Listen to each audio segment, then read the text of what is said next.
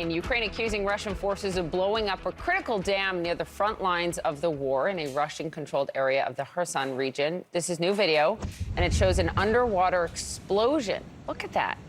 Right near the dam, the surging waters leading to fears of large-scale devastation and the country warning of an environmental disaster. Settlements downstream are flooding. Residents in the danger zone are being urged to evacuate.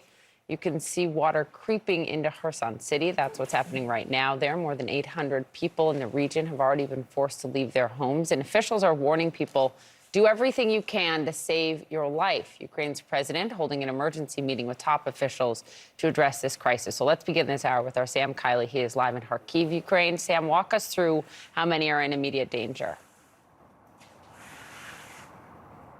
Well, the numbers of people in immediate danger are concentrated really potentially on the Russian-occupied side of the river. This is still Ukrainian territory on the eastern side because the higher ground is to the west. Now, the biggest city downriver from this dam is obviously Kherson City. Local authorities there have begun evacuating significant numbers of people, laying on trains, also putting out messages to say to people, get your essential documents, release your pets, get onto high ground and get out of the areas likely to be affected, because it's not just that the Dnieper River downstream, but the rivers that the tributaries to that big water course. So the numbers they are yet to release in terms of likely affected, because the flood waters are still draining effectively in that direction. There'd be greater numbers will be, or better and more accurate numbers will be coming through, but there are many thousands of people likely to be affected on both sides. Now, the Ukrainian government accusing the Russians of what they say is ecocide, an environmental catastrophe, as well as a humanitarian disaster.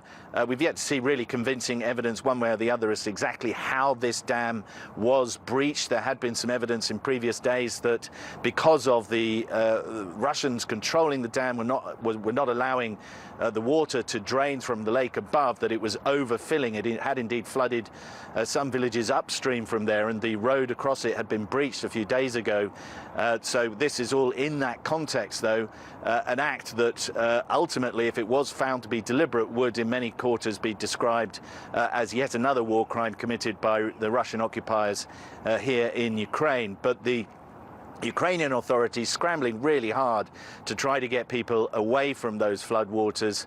And above all, the problem is that this is a water source and a source of power for communities on both sides of the river. And whatever happens, they are going to be desperately short of those important humanitarian resources. I thought it was interesting that Ukraine's Ministry of Defense said that this was Russia acting in a panic. That's the word they used. How's Russia responding to these accusations?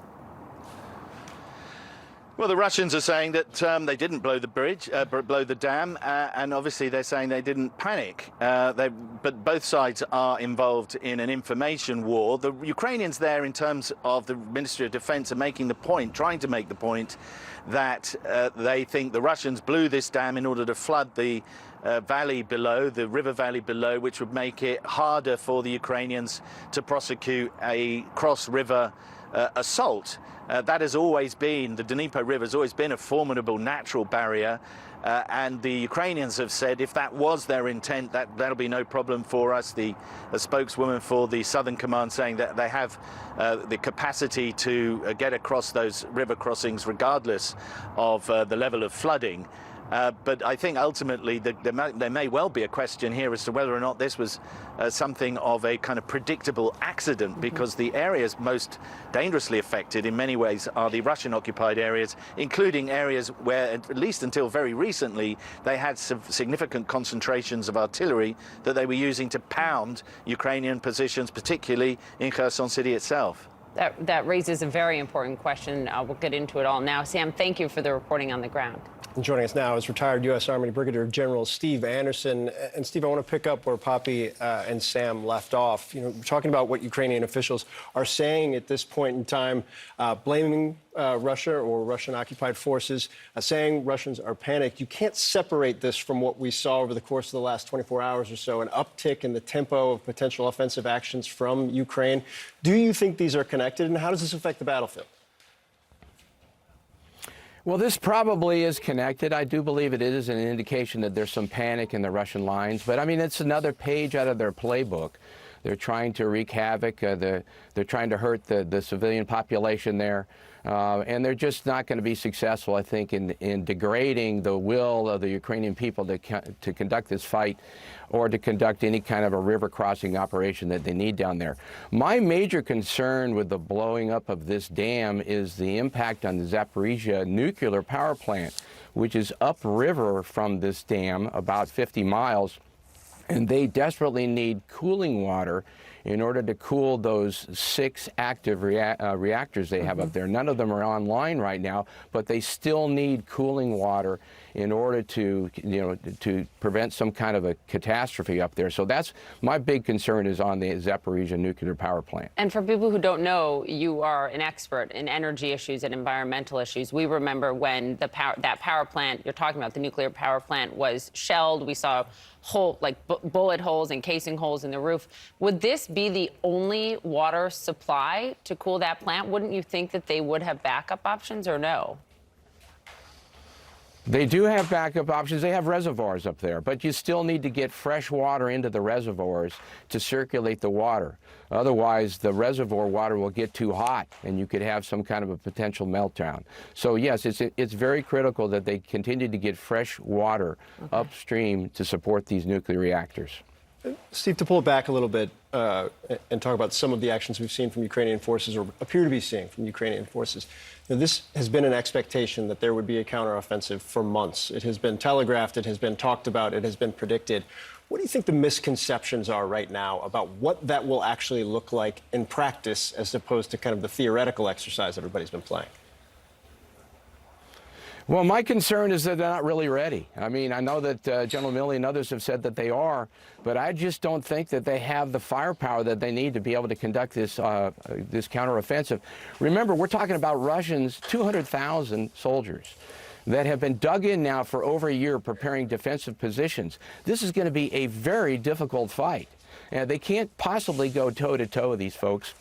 The only way they're going to be able to do anything to be able to conduct a successful counteroffensive is going to be able to conduct mobile operations, maneuver warfare, the integration of indirect fire, direct fire, and aviation.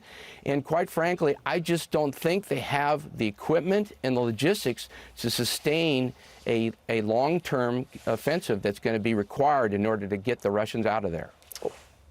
What would they need to be prepared then that they don't have now? They would need... What they don't have is equipment. Okay, remember, we promised them 300 tanks. They've got about 100 right now, we being the U.S. and NATO. We promised them 700 infantry fighting vehicles. They got about 300. We promised them equipment that they could maintain, and essentially what we've done, we've given them a lot of equipment, but we've never provided the repair parts and the maintenance expertise that they need in order to sustain this equipment. My understanding, anecdotally, is less than half of the equipment that we have given the Ukrainians is fully mission capable.